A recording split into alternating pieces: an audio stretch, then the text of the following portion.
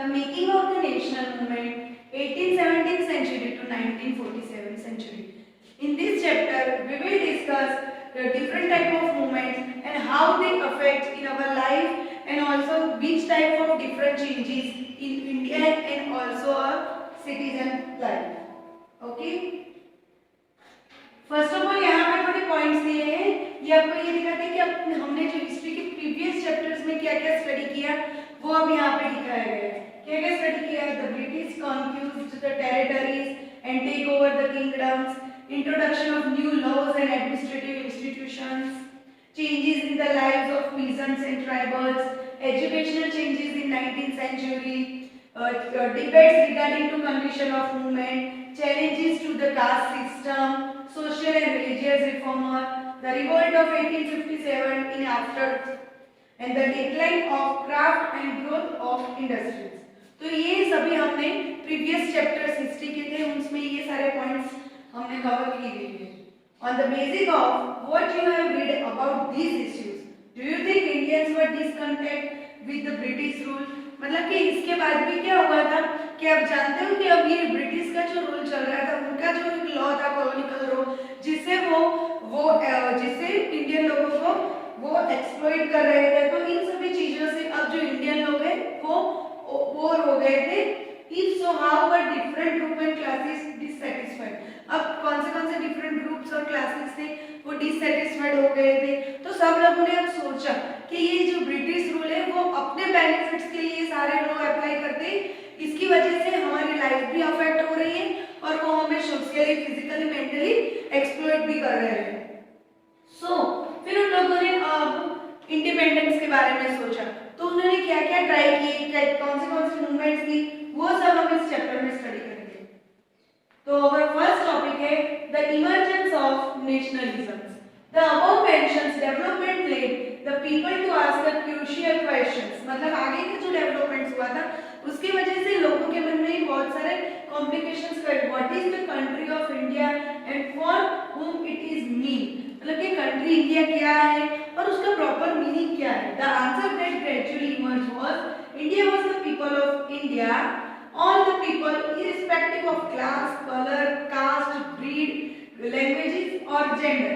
मतलब इंडिया में अलग अलग क्लास के हिसाब से, कलर्स के हिसाब से, जेंडर के हिसाब से, कास्ट के हिसाब से लोग रहते हैं, पर सभी को इररिस्पेक्टिव मतलब रिस्पेक्ट प्रॉपर नहीं दी जा रही है. किसके अकॉर्डिंग? ब्रिटिश रूल के according. And the country resources and system were meant for all of them. With this answer came the awareness that the British were exercising control over the resources of India and the lives of its people. मतलब कि अब लोगों के दिमाग में ये question arise हुआ और उसका आंसर भी उन्होंने ये ढूंढा कि जो ब्रिटिश लोग हैं वो इंडिया पे कंट्रोल करना चाहते हैं, इंडिया के लोगों पे कंट्रोल करना चाहते हैं, इंडिया के जो रिसोर्सेज हैं उस पे अपना पावर रखना चाहते हैं, कंट्रोल रखना चाहते हैं. Until this control was ended, India could not be for Indians. मतलब जब तक ये कंट्रोल खत्म नहीं होगा, इनका जो हमारे पे जो रूल चल रहा है वो एक्सटेंड नहीं होगा, वो खत्म नहीं होगा, तब तक इंडियंस के लिए प्रॉपर नहीं होगा. तो ये सारे क्वेश्चंस उनके दिमाग में अराइज हुए. तो उसके बाद उन लोगों ने क्या क्या ट्राई किया, which types of protest they do, वो सब यहाँ पे हम स्टडी करेंगे. These consequences began to be clearly stated by the political association from after 1850, especially those that came into being in the 1817th century and 1880 century. Most of these were led by English educational professionals such as lawyers. मतलब कि after 1817th century and 1880 century के बाद लोगों को और मतलब कि जो एजुकेटेड लोग थे उनको और अवेयरनेस हुआ और उन लोगों ने भी सोचा कि बाकी की जो नॉर्मल सिटीजन है उन लोगों को फ्रीडम के लिए अवेयर होना जरूरी है. और ये लोग भले ही इंडियन थे पर उन लोगों ने इंग्लिश एजुकेशन से एजुकेशन लिया हुआ था. तो और वो लॉयर भी थे. The more important ones were the Pune Swaraj Sabha, Pune Sarvajanik Sabha, the Indian Association, the Madras Mahajan Sabha, the Bombay Presidency Association and of course the Indian National Congress. तो after that they feel that their fundamental rights should be violated, and that's why they also aware and also say the people be aware for the independence of India, and that's why there are different association है जिन लोगों ने independence of India मतलब India के independence के लिए movement start की। Which are the association? Here are the some important questions for you. Which institution started to work and also await the people for the independent India? मतलब कौन से institute है जिसमें लोगों ने इस इंस्टीट्यूट के थ्रू लोगों को अवेयर किया गया इंडिपेंडेंस के लिए? तो दैट आर पुणे सार्वजनिक सभा, Indian Association, the Madras Mahajan Sabha, the Bombay Presidency Association and also Indian National Congress. Not the name of Pune Sarvajanik Sabha. The literal meaning of the Sarvajanik is of or for all the people. मतलब सार्वजनिक का meaning क्या होता है?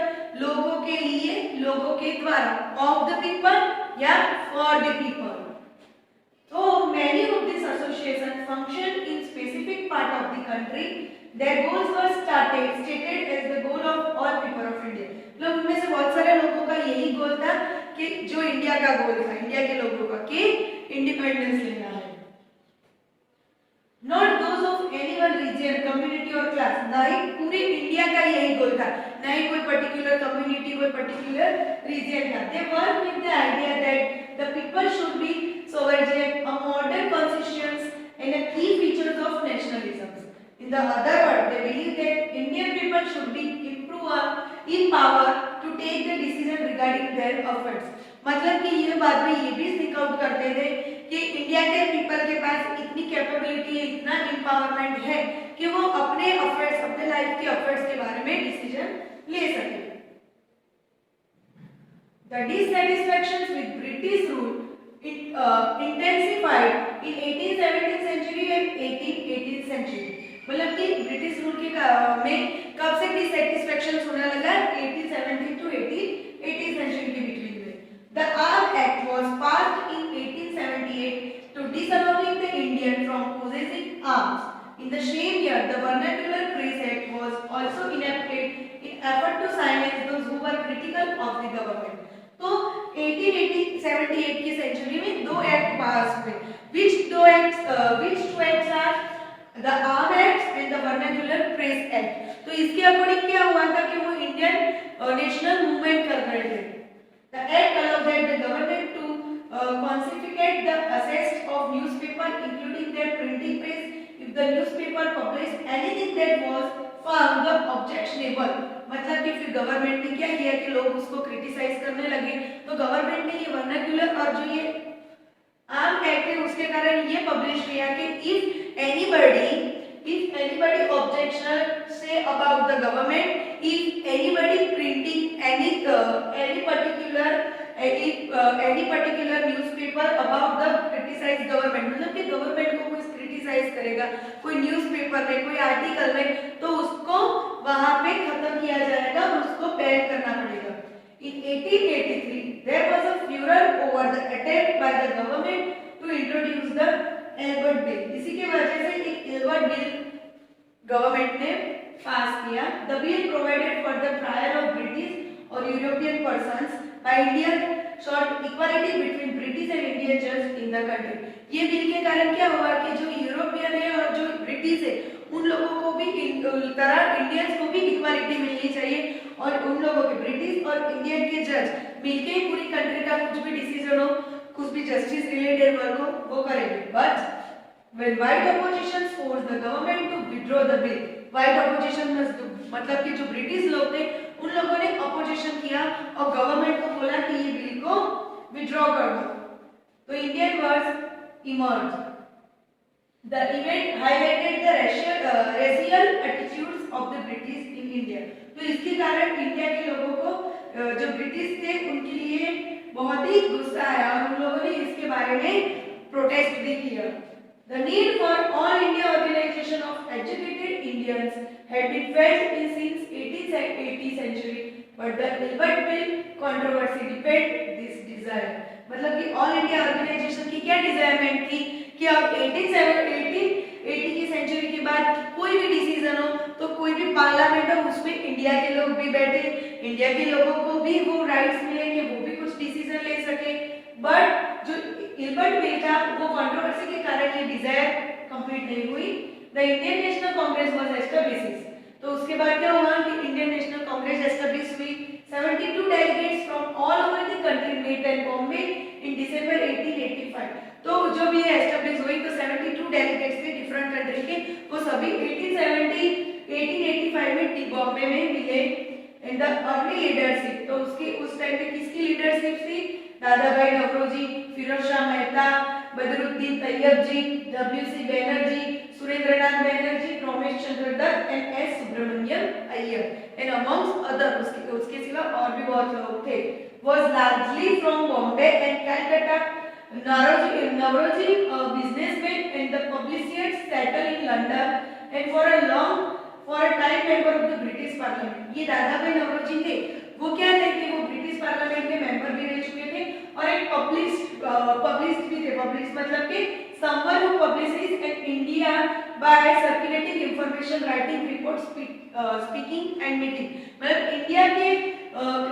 India को circulate करने के लिए, इंडिया को इंडिपेंडेंट लाने के लिए ऐसे लोग थे जिन्होंने इंफॉर्मेशन, राइटिंग, रिपोर्ट्स के अलावा मीटिंग्स करके भी इंडिपेंडेंस लाने का ट्राई किया हो।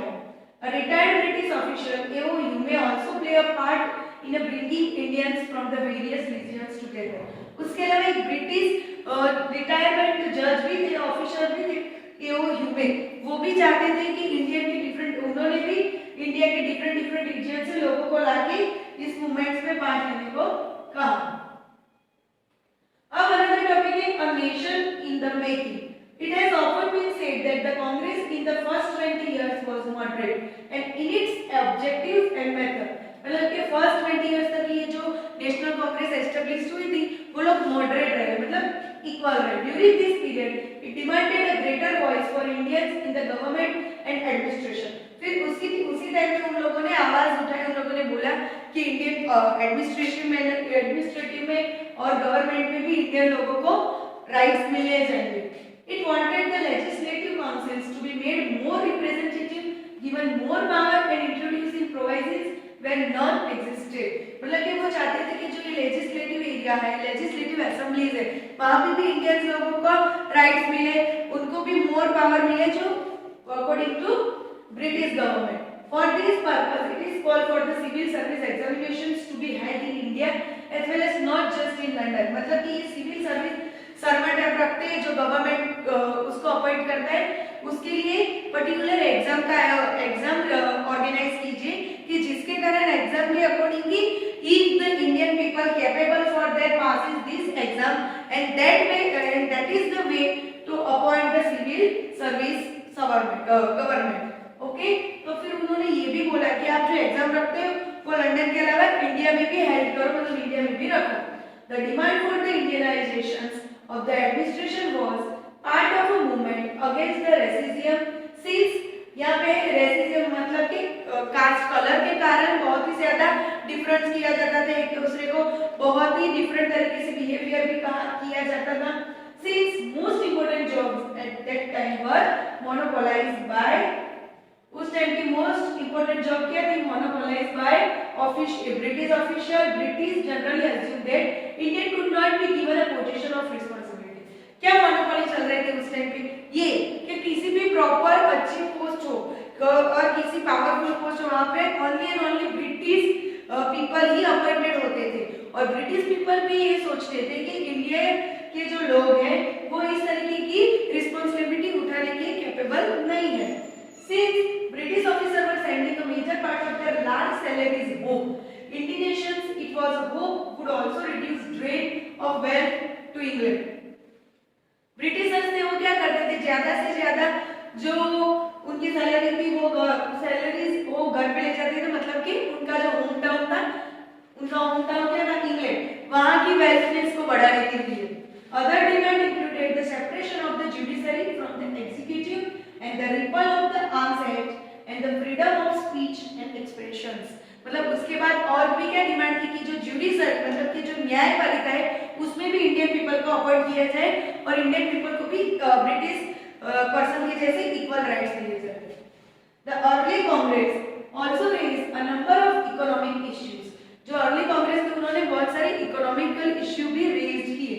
It declared that British rule had led to poverty and famines, increase in the land revenue and improved peasants and zamindar and export the grain to Europe had created food shortage.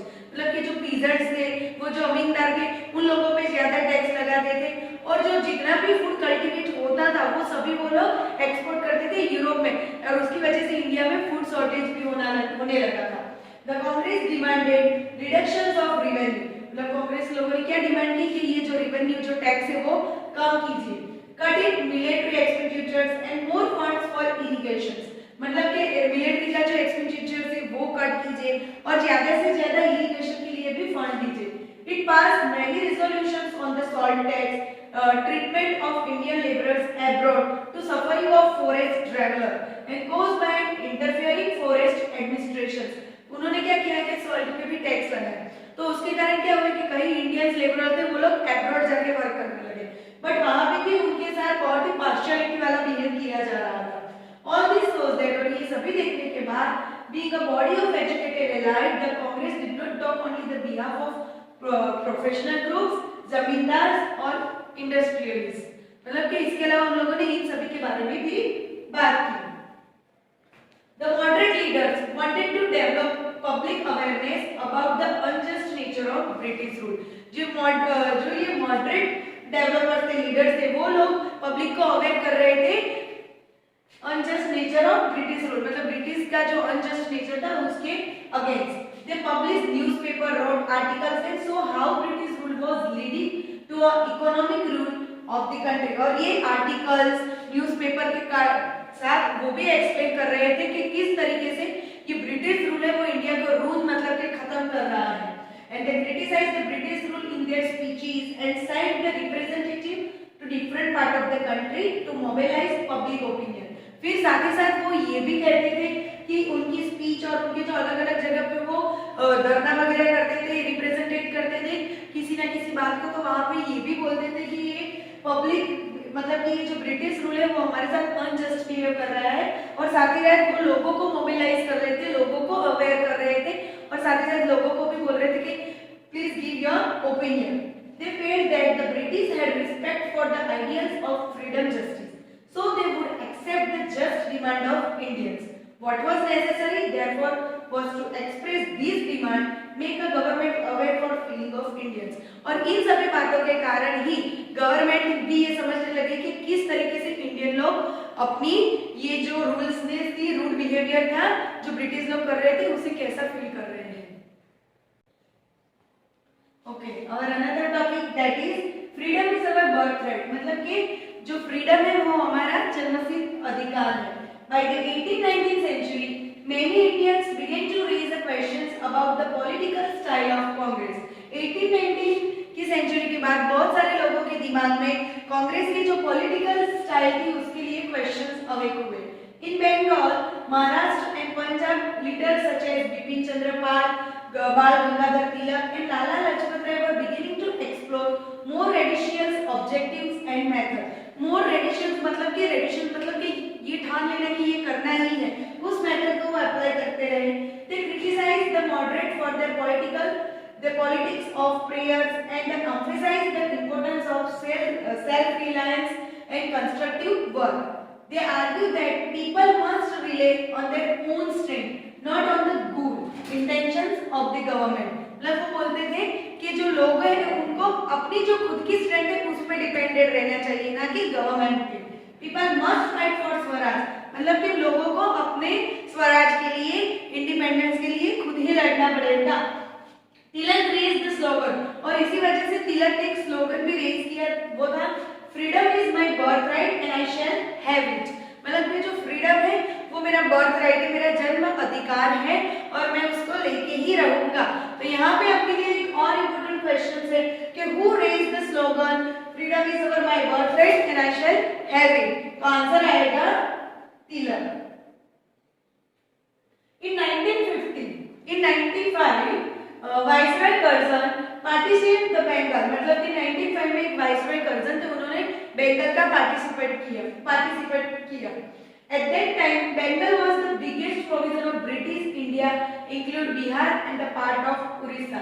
उस time पे जो बेंगलोर था वो सबसे बड़ा उड़ीसा का और बिहार का एक पार्ट था। The British argue for dividing Bengal for reason of administrative convenience, मतलब कि उन लोगों ने रीजन क्या बताया कि हमको एडमिनिस्ट्रेटिव कन्वीनियंस के कारण ही हम बंगाल का पार्टिसिपेट कर रहे हैं, कि उन लोगों ने जो पार्टिसिपेट किया तो उसके लिए उन्होंने ये बोला कि हमको एडमिनिस्ट्रेशन में कन्वीनियंस चाहिए, इसी वजह से हम उसका पार्टिसिपेट कर रहे हैं।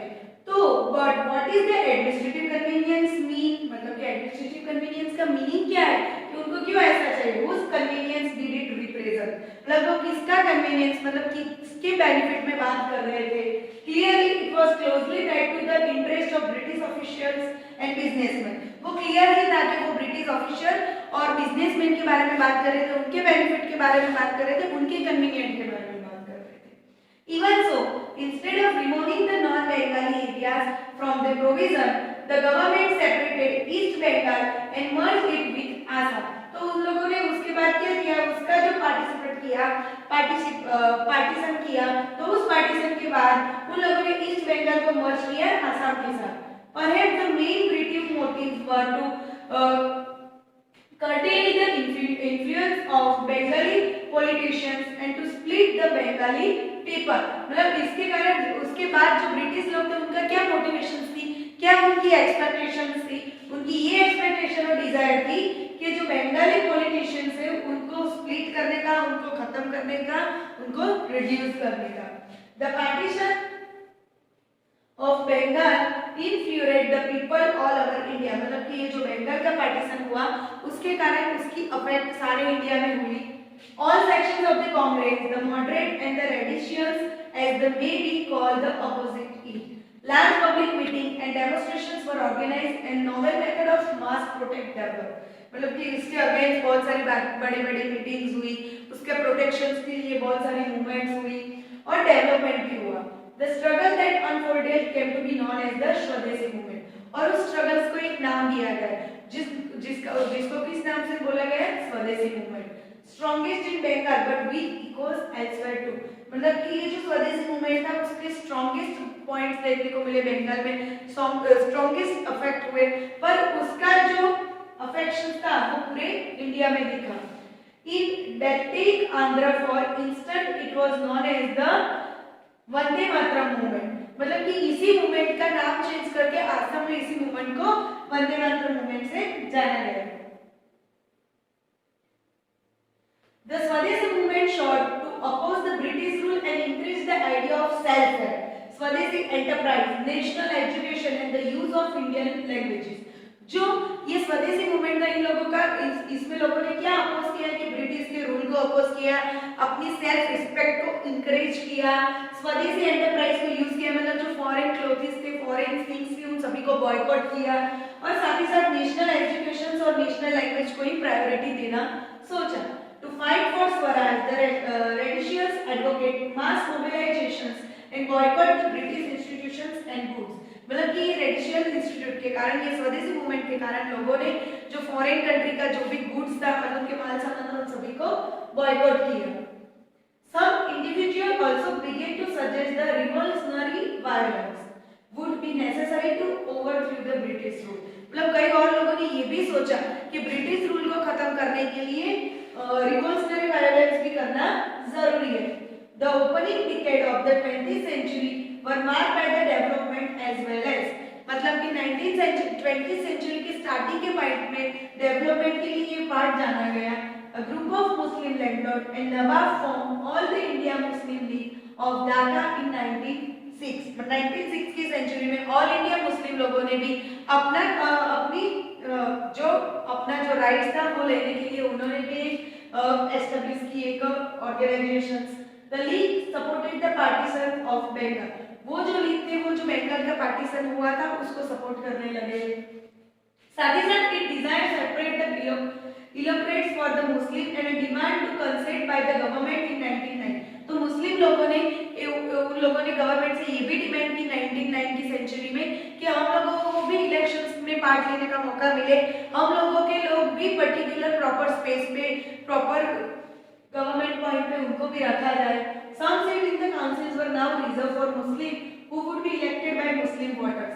अब काउंसिलर्स में, लेजिस्लेटिव में, असेंबली में और एडमिनिस्ट्रेटिव जगह पे, सभी जगह पे अब मुस्लिम लोगों की भी एक काउंसिल, मतलब एक लीग हुए उनकी भी सीटें रखी गई मुस्लिम वोटर्स के इलेक्ट होने के बाद। This tempted the politicians to gather a following by the disturbing favors to their own religious group. इसके कारण सबके दिमाग में क्या क्वेश्चन आए कि सभी लोग अपने अपने रिलीजियस ग्रुप को पर्सनली सपोर्ट कर रहे हैं। Meanwhile, the Congress split in 19th century. तो उसके कारण 1907 की सेंचुरी में स्प्लिट हो गई, खत्म हो गई कांग्रेस की जो पावर थी वो। The moderates were opposed the use of boycott. They felt that it involved the use of force. After the split, the Congress came to be dominated by the moderate with Tilak follower functioning from outside. The two groups retreated in December 1950. 1950 में दिसंबर में दो group ने यहाँ पे part लिया। Next year the Congress and the Muslim League से कौन से दो ग्रुप थे? Congress and the Muslim League. और Muslim League sign the historical Lucknow pact. और मुस्लिम लोगों ने, मुस्लिम की जो लीग थी उन्होंने जो इम्पोर्टेंट लखनऊ पैक्ट था उसको साइन किया and decided to work together for representative government in the country. इसके बाद हमारा नेक्स्ट टॉपिक है the growth of mass nationalisation. वो हम इसके सेकंड पार्ट में स्टडी करेंगे। Thank you.